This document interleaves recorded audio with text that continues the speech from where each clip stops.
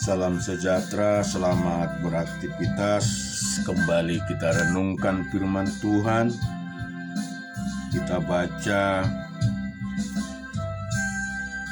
Kejadian 26 ayat 33 sampai dengan Kejadian 27.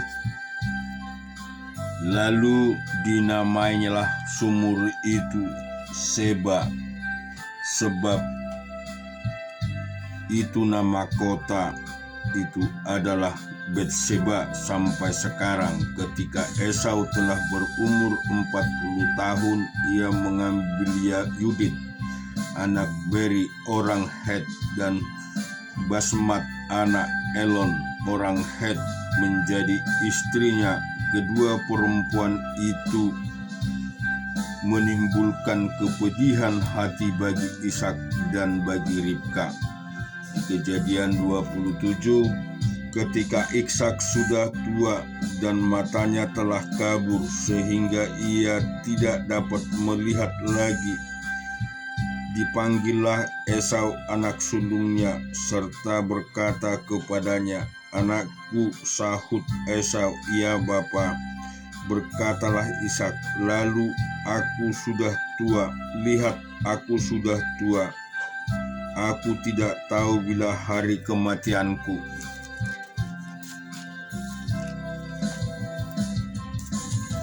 Maka sekarang ambillah senjatamu, tabung panah dan busurmu, pergilah ke padang dan burulah bagiku seekor binatang. Olahlah bagiku makanan yang enak seperti yang kugemari.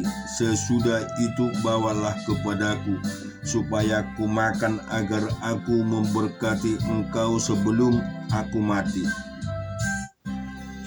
Tetapi Ribka mendengarnya ketika Ishak berkata kepada Esau anaknya, setelah Esau pergi ke padang memburu seekor binatang untuk dibawanya kepada ayahnya.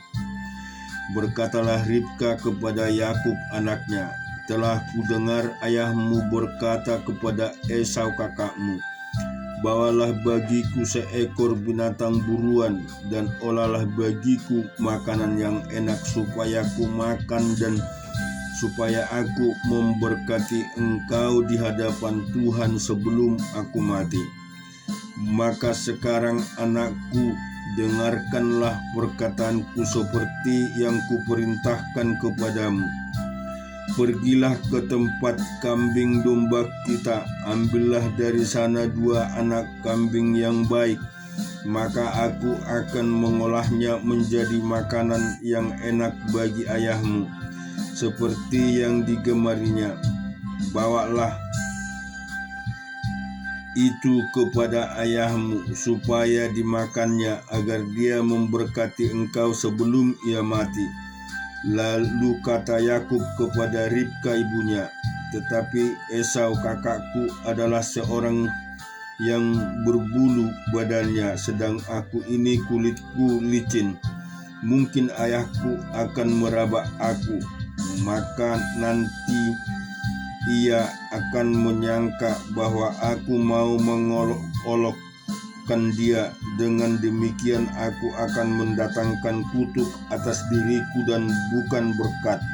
Tetapi ibunya berkata kepadanya, "Akulah yang menanggung kutuk itu, anakku. Dengarkan saja perkataanku. Pergilah, ambillah kambing itu." Lalu pergi mengambil kambing itu dan membawanya kepada ibunya. Sesudah itu ibunya mengolah makanan yang enak seperti yang digemari ayahnya. Kemudian Ribka mengambil pakaian yang indah kepunyaan Esau anak sulungnya, pakaian yang disimpan di rumah, lalu disuruhnyalah dikenakan oleh Yakub anak bungsunya, dan kulit anak kambing itu dibalutnya pada kedua tangan Yakub dan pada leher yang licin itu. Lalu ia memberikan makanan yang enak dan roti yang telah diolahnya itu kepada Yakub anaknya. Demikianlah Yakub masuk ke tempat ayahnya serta berkata, "Bapa," sahut ayahnya, "Ya anakku, siapakah engkau?" Kata Yakub kepada ayahnya, "Akulah Esau anak sulungmu, telah kulakukan seperti yang bapa katakan kepadaku. Bangunlah, duduklah, dan makanlah daging buruan masakanku ini, agar bapa memberkati aku." Lalu Ishak berkata kepada ayahnya itu, "Lekas juga engkau mendapatkan anakku." Jawabnya, "Karena Tuhan Allahmu membuat aku mencapai tujuanku." Lalu kata Ishak kepada Yakub, "Datanglah mendekat anakku, supaya aku meraba engkau, apakah engkau ini anakku Esau atau bukan." Maka Yakub mendekati Ishak ayahnya, dan ayahnya itu merabanya serta berkata, "Kalau suara Yakub, kalau tangan Esau." Jadi ia mengenal dia karena tangannya berbulu seperti tangan Esau kakaknya. Ishak hendak memberkati dia, tetapi ia masih bertanya, "Benarkah engkau ini anakku Esau?" Jawabnya. Lalu berkatalah Ishak, "Dekatkanlah makanan itu kepadaku, supaya ku makan daging buruan masakan anakku, agar aku memberkati engkau." Jadi didekatkannya makanan itu kepada ayahnya, lalu ia makan. Dibawanyalah juga anggur padanya, lalu ia minum. Berkatalah Ishak kepada ayahnya kepadanya, "Datanglah dekat-dekat dan ciumlah aku anakku." Lalu datanglah Yakub dekat-dekat dan diciumnyalah ayahnya. Ketika Ishak mencium bau pakaian Yakub, diberkatinyalah dia. Katanya, "Sesungguhnya bau anakku adalah sebagai bau padang yang diberkati Tuhan. Allah akan memberikan kepadamu embun yang dari langit, dan tanah-tanah gemuk di bumi, dan gandum serta anggur berlimpah-limpah. Bangsa-bangsa akan takluk kepadamu, dan suku-suku bangsa akan sujud kepadamu. Jadilah tuan atas saudara-saudaramu, dan anak-anak ibumu akan sujud kepadamu. Siapa yang mengutuk engkau, terkutuklah ia, dan siapa yang memberkati engkau, diberkatilah ia." Setelah Ishak selesai memberkati Yakub, dan baru saja Yakub keluar meninggalkan Ishak ayahnya, pulanglah Esau kakaknya dari berburu. Ia juga menyediakan makanan yang enak, lalu membawanya kepada ayahnya. Katanya kepada ayahnya, "Bapa, bangunlah dan makanlah daging buruan masakan anakmu, agar engkau memberkati aku." Tetapi kata Ishak ayahnya kepadanya, "Siapakah engkau ini?" Sahutnya, "Akulah anakmu sulungmu Esau." Lalu terkejutlah Ishak dengan sangat, serta berkata, "Siapakah gerangan dia yang memburu binatang itu dan yang telah membawanya kepadaku? Aku telah memakan semuanya sebelum engkau datang, dan telah memberkati dia, dan dia akan tetap orang yang diberkati." Sesudah Esau mendengar perkataan ayahnya itu, meraung-raunglah ia dengan sangat keras dan kepedihan hatinya, serta berkata kepada ayahnya, "Berkatilah aku ini juga, ya Bapa." Jawab ayahnya, "Adikmu telah datang dengan menipu daya dan telah merampas berkat yang untukmu itu." Kata Esau, Bukankah tempat namanya Yakub, karena ia telah 2 kali menipu aku? Hak kesulunganku telah dirampasnya, dan sekarang dirampasnya pula berkat yang untukku." Lalu katanya, apakah Bapa tidak mempunyai berkat lain bagiku? Lalu Ishak menjawab Esau, katanya, sesungguhnya telah kuangkat dia menjadi tuan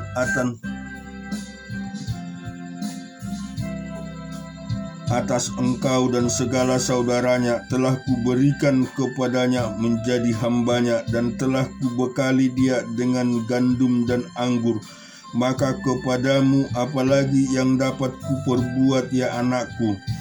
Kata Esau kepada ayahnya, hanya berkat yang satu itukah ada padamu, ya Bapa? Berkatilah aku ini juga, ya Bapa. Dan dengan suara keras menangislah Esau. Lalu Ishak ayahnya menjawabnya, sesungguhnya tempat kediamanmu akan jauh dari tanah-tanah gemuk di bumi, dan jauh dari embun dari langit di atas. Engkau akan hidup dari pedangmu, dan engkau akan menjadi hamba adikmu. Tetapi akan terjadi kelak apabila engkau berusaha sungguh-sungguh,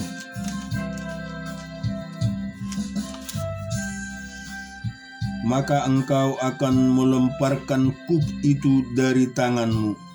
Esau menaruh dendam kepada Yakub karena berkat yang telah diberikan oleh ayahnya kepadanya. Lalu ia berkata kepada dirinya sendiri, hari-hari berkabung karena kematian ayahku itu tidak akan lama lagi. Pada waktu itulah Yakub adikku akan kubunuh.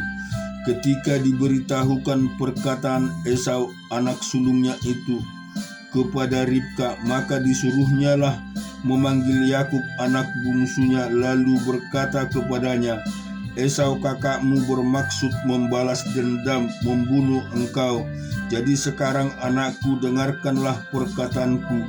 Bersiaplah engkau dan larilah kepada Laban saudaraku ke Haram, dan tinggallah padanya beberapa waktu lamanya, sampai kegeraman dan kemarahan kakakmu itu surut daripadamu, dan ia lupa apa yang telah engkau perbuat kepadanya. Kemudian aku akan menyuruh orang menjemput engkau dari situ.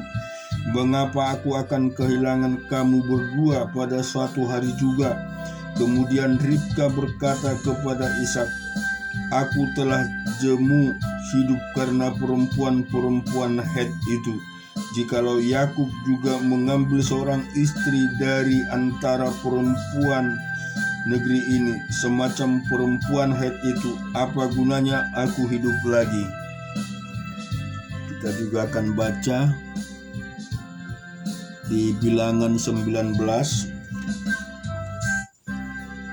Tuhan berfirman kepada Musa dan Harun, inilah ketetapan hukum yang diperintahkan Tuhan dengan firman, katakanlah kepada orang Israel, supaya mereka membawa kepadamu seekor lembu betina merah yang tidak bercela, yang tidak ada cacatnya, dan yang belum pernah kena kuk.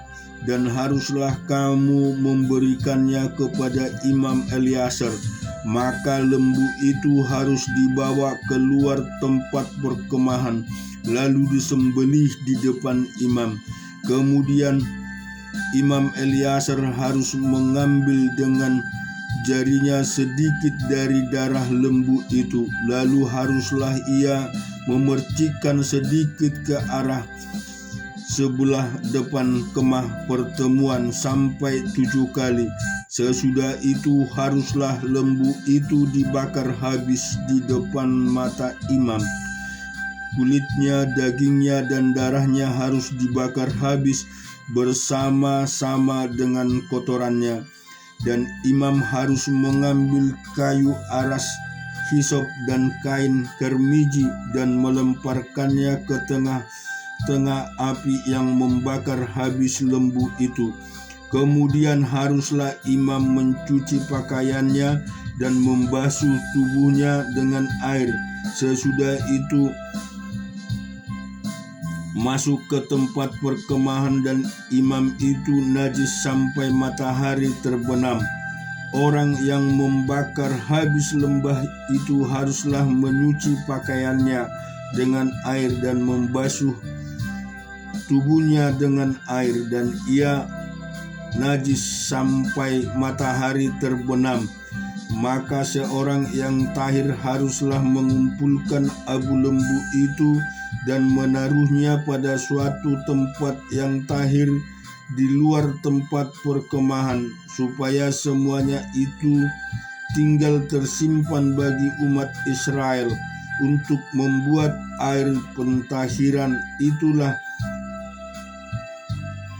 penghapus dosa. Dan orang yang mengumpulkan abu lembu itu haruslah mencuci pakaiannya, dan ia najis sampai matahari terbenam. Itulah suatu ketetapan untuk selama-lamanya bagi orang Israel dan bagi orang asing yang tinggal di tengah-tengahmu. Orang yang kena kepada mayat, ia najis 7 hari lamanya. Ia harus menghapus dosa dari dirinya dengan air itu pada hari yang ketiga, dan pada hari yang ketujuh ia tahir. Tetapi jika pada hari yang ketiga ia tidak menghapus dosa dari dirinya, maka tidaklah ia tahir pada hari yang ketujuh. Setiap orang yang kena kepada mayat, yaitu tubuh manusia yang telah mati, dan tidak menghapus dosa dari dirinya, ia menajiskan kemah suci Tuhan, dan orang itu harus dilenyapkan dari Israel, karena air pentahiran tidak disiramkan kepadanya. Maka ia najis, kenajisannya masih melekat padanya. Inilah hukumnya apabila seseorang mati dalam suatu kemah. Setiap orang yang masuk ke dalam kemah itu dan segala yang di dalam kemah itu najis 7 hari lamanya. Setiap bejana yang terbuka yang tidak ada kain penutup terikat di atas adalah najis. Juga setiap orang yang di padang yang kena kepada orang yang mati terbunuh oleh pedang, atau kepada mayat, atau kepada tulang-tulang seorang manusia, atau kepada kubur, orang itu najis 7 hari lamanya. Bagi orang yang najis haruslah diambil sedikit abu dari korban menghapus dosa yang dibakar habis, lalu di dalam bejana abu itu dibubuhi air mengalir. Kemudian seorang yang tahir harus mengambil hisop, mencelupkan ke dalam air itu, dan memercikkan ke atas kemah dan ke atas segala bejana dan ke atas orang-orang yang ada di sana, dan ke atas orang yang telah kena kepada tulang-tulang, atau kepada orang yang mati terbunuh, atau kepada mayat, atau kepada kubur itu. Orang yang tahir itu haruslah memercik kepada orang yang najis itu pada hari yang ketiga dan pada hari yang ketujuh. Dan pada hari yang ketujuh itu haruslah ia menghapus dosa orang itu. Dan orang yang najis itu harus mencuci pakaiannya dan membasuh badannya dengan air, lalu ia tahir pada waktu matahari terbenam. Tetapi orang yang najis dan tidak menghapus dosa dari dirinya, orang itu harus dilenyapkan dari tengah-tengah jemaah itu, karena ia telah menajiskan tempat kudus Tuhan. Air pentahir tidak ada disiramkan kepadanya, jadi ia tetap najis. Itulah yang harus menjadi ketetapan bagi mereka untuk selama-lamanya. Orang yang menyiramkan air menyuci itu, ia harus menyuci pakaiannya, dan orang yang kena kepada air penyuci itu, ia menjadi najis sampai matahari terbenam. Segala yang diraba orang yang najis itu menjadi najis, dan orang yang kena kepadanya menjadi najis juga sampai matahari terbenam.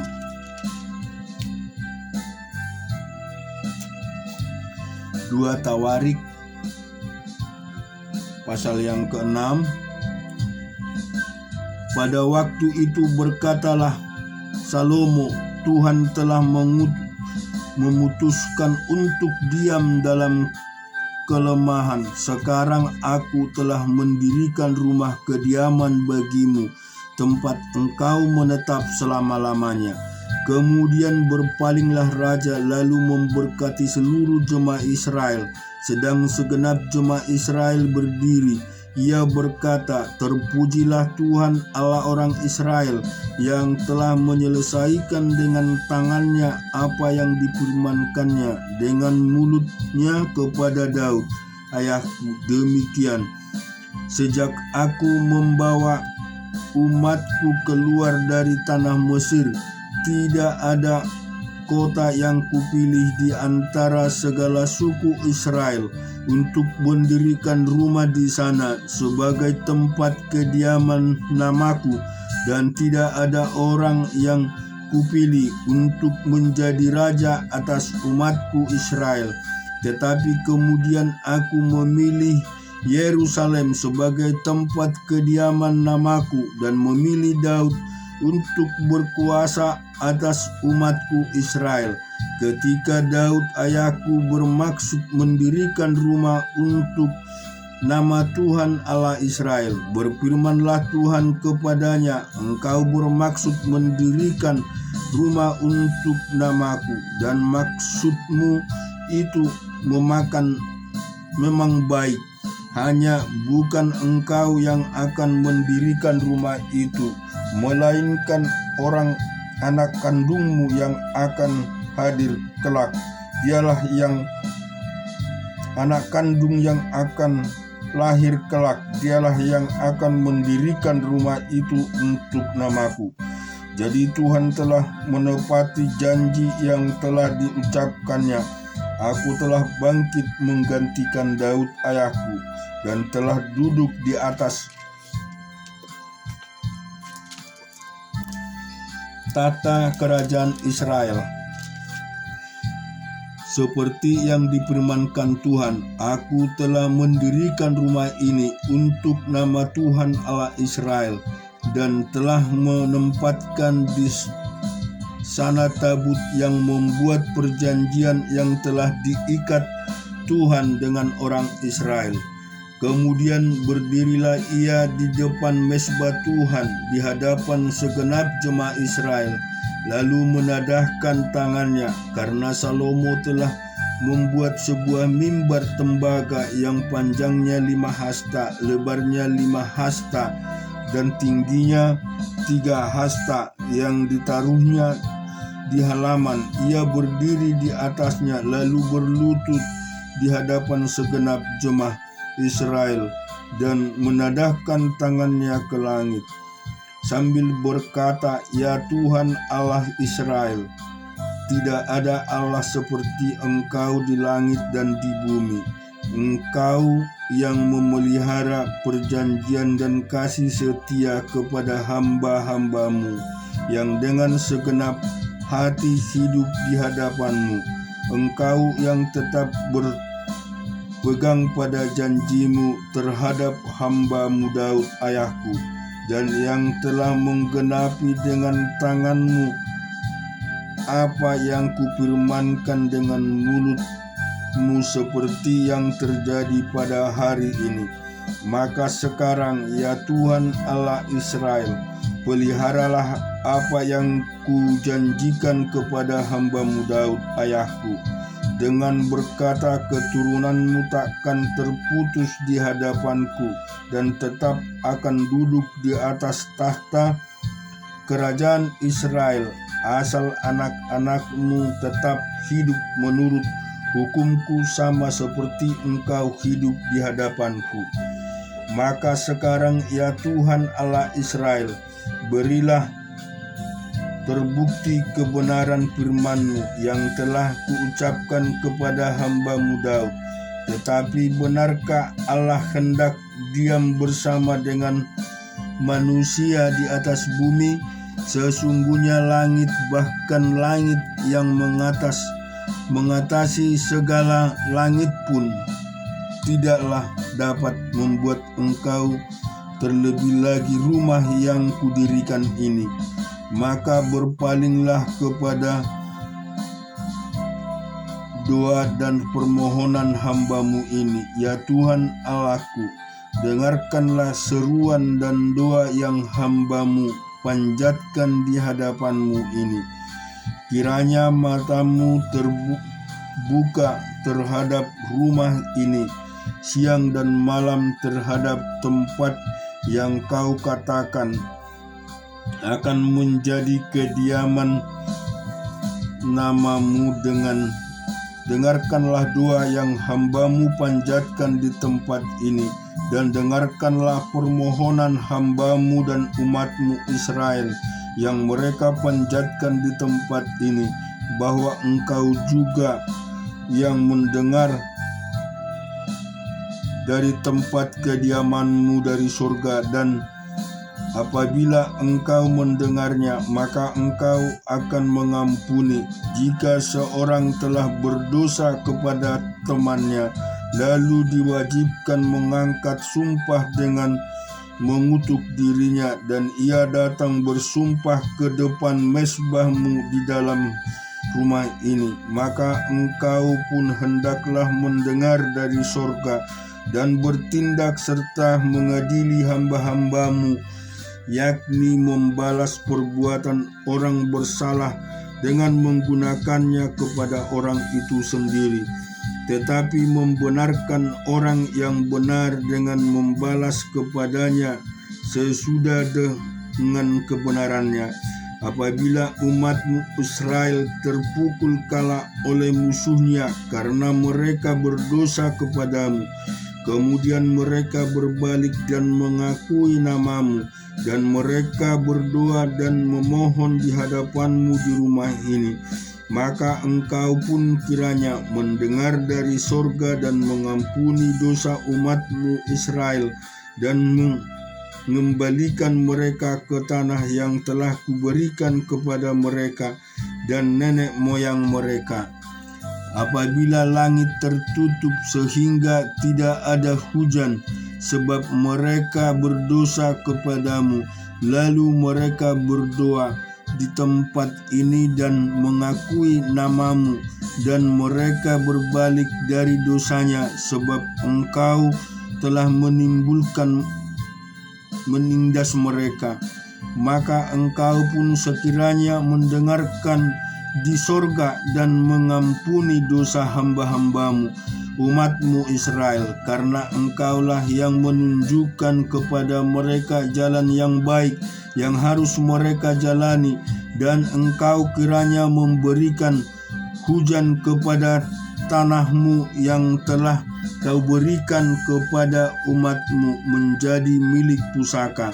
Apabila ada kelaparan di negeri ini, apabila ada penyakit sampar, hama dan penyakit gandum, belalang dan belalang pelahap, apabila musuh menyesatkan mereka di salah satu kota mereka, apabila ada tulah atau penyakit apapun, lalu seseorang atau segenap umatmu Israel memanjatkan doa dan memohon di rumah ini dengan menadahkan tangannya, karena mereka masing-masing mengenal tulahnya dan penderitaannya sendiri, maka engkau pun kiranya mendengar dari surga tempat kediamanmu yang tetap, dan kiranya engkau mengampuni dan membalas kepada setiap orang sesuai dengan segala perbuatannya, karena engkau mengenal hatinya, sebab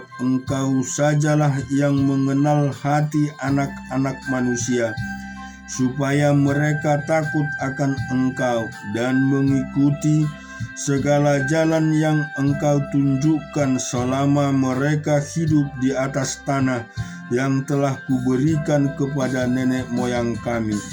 Juga apabila seorang asing yang tidak termasuk umatku Israel datang dari negeri jauh oleh karena namamu yang benar, yang besar, tanganmu yang kuat dan lenganmu yang teracung, dan ia datang berdoa di rumah ini, maka engkau pun kiranya mendengar dari sorga, dari tempat kediamanmu yang tetap, dan kiranya engkau bertindak sesuai dengan segala yang diserukan segalamu oleh orang asing itu, supaya segala bangsa di bumi mengenal namamu, sehingga mereka takut akan engkau sama seperti umatmu Israel, dan sehingga mereka tahu bahwa namamu telah diserukan atas rumah yang telah kudirikan ini. Apabila umatmu keluar untuk berperang melawan musuh-musuhnya ke arah manapun engkau menyuruh mereka, dan apabila mereka berdoa kepadamu dengan berkiblat ke kota yang telah kau pilih ini, dan ke rumah yang telah kau dirikan bagi namamu, maka engkau kiranya mendengar dari sorga doa dan permohonan mereka, dan engkau kiranya memberikan keadilan kepada mereka apabila mereka berdosa kepadamu, karena tidak ada manusia yang tidak berdosa, dan engkau murka kepada mereka dan menyerahkan mereka kepada musuh, sehingga mereka diangkut tertawan ke negeri yang jauh atau yang dekat. Dan apabila mereka sadar kembali dalam hatinya di negeri tempat mereka tertawan, dan mereka berbalik dan memohon kepadamu di negeri tempat mereka tertawan dengan berkata, kami telah berdosa, bersalah dan berbuat fasik. Apabila mereka berbalik kepadamu dengan segenap hatinya dan dengan segenap jiwanya di negeri orang-orang yang mengangkut mereka tertawan, dan apabila mereka berdosa kepadamu dengan berkiblat ke negeri mereka yang telah kau berikan kepada nenek moyang mereka, ke kota yang telah kupilih dan ke rumah yang telah kudirikan bagi namamu, maka engkau kiranya mendengarkan dari sorga, dari tempat kediamanmu yang tetap, kepada doa dan segala permohonan mereka, dan kiranya engkau memberikan keadilan kepada mereka, dan engkau kiranya mengampuni umatmu yang telah berdosa kepadamu. Sebab itu ya Allahku, kiranya matamu terbuka dan telingamu menaruh perhatian kepada doa yang dipanjatkan di tempat ini. Dan sekarang bangunlah ya Tuhan Allah, dan pergilah ke tempat perhentianmu, engkau serta tabut kekuatanmu. Kiranya ya Tuhan Allah, imam-imammu berpakaian keselamatan, dan orang-orang yang kau kasih bersukacita karena kebaikanmu. Ya Tuhan Allah, janganlah engkau menolak orang yang telah kau urapi. Ingatlah akan segala kasih setiamu kepada Daud hambamu ini. Melihat di Matius pasal yang ke-16.